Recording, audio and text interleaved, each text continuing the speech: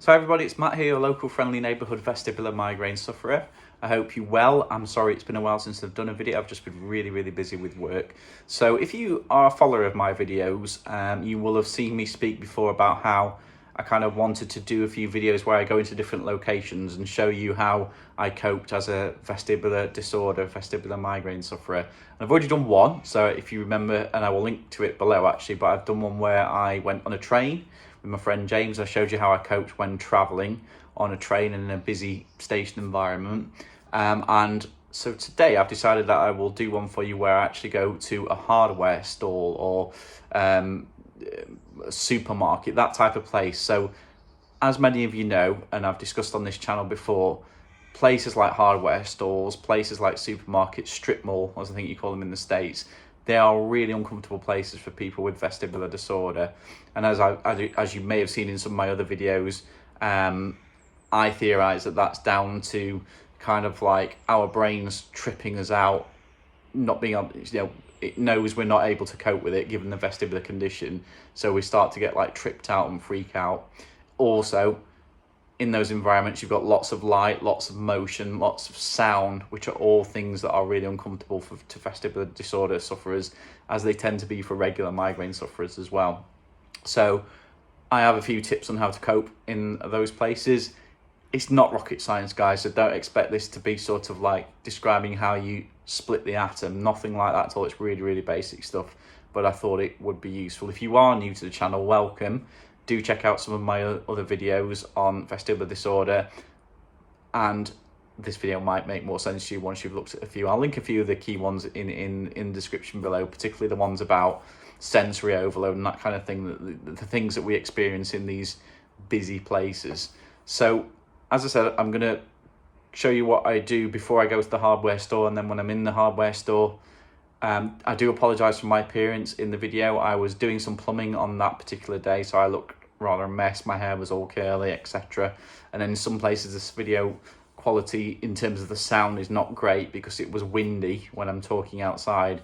And then I had to be a bit careful when I was filming not to talk too loud in the store, because I didn't want either one get collared by security and turfed out, or two, they think, some angry parents think I was some nonce filming their children or something like that. So you just have to be a bit careful, don't you? Other environments I want to show you how I cope in at some point will be the pub, which is basically a really easy one to do because I like to go in the pub on a Friday.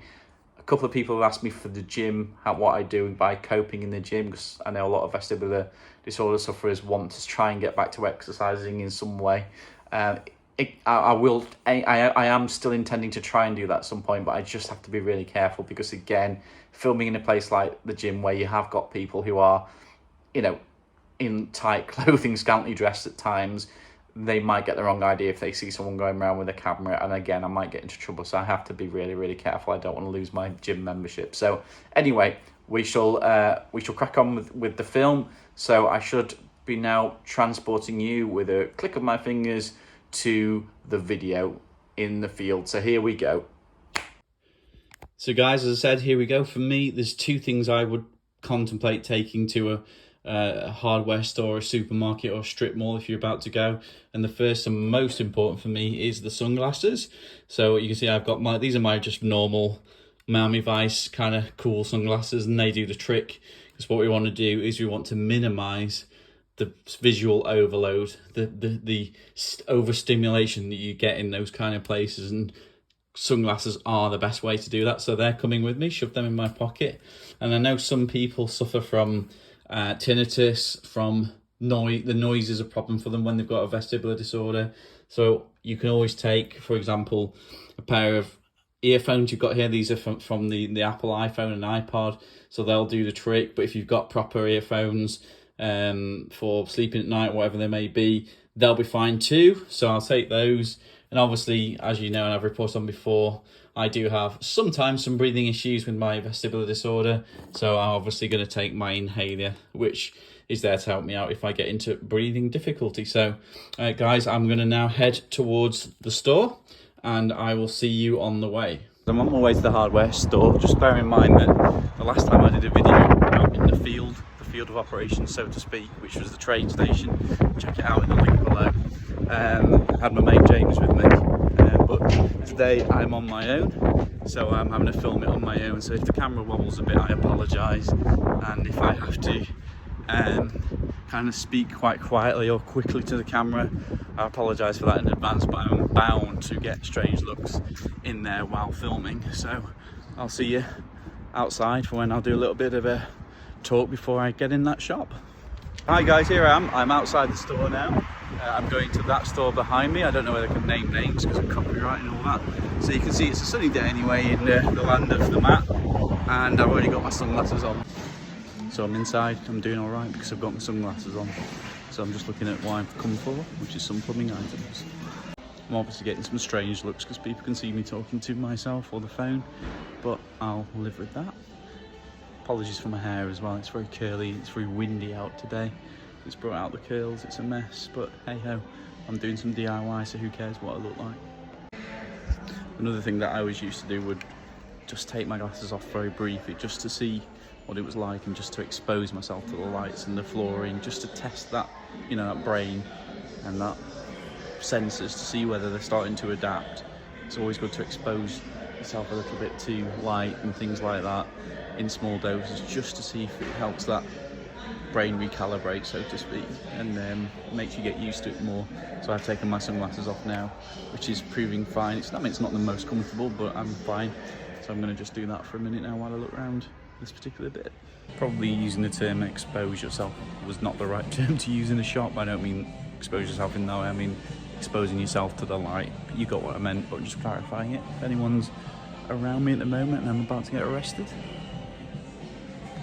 Fortunately, I don't need to do this because I don't get tinnitus, but if you do, or if you get bothered by sounds, bring some earplugs, so you know, your iPhone earplugs or whatever.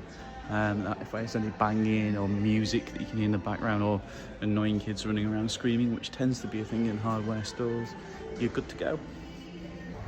Don't know if you're the same as me, but I always end up spending longer in these kind of places, usually because I can't find exactly what I want, and that's the case there. I can't find the valve I need for my shower faucet.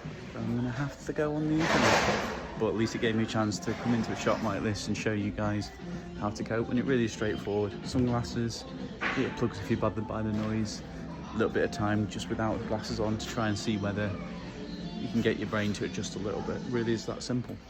So unfortunately that was a total waste of time. I couldn't find the valve I wanted, but never mind, it gave me the opportunity to demonstrate to you all how easy actually it is to cope in places that are really bad for vestibular disorder sufferers, like a hardware store as this one. So really is that simple. A good pair of sunglasses to shield the eyes, so to stop that sensory overload when you're walking around those places. If you struggle with your ears, so tinnitus, whatever, some earplugs, so they could be just your Amazon earplugs or your Walkman, or just some proper earplugs.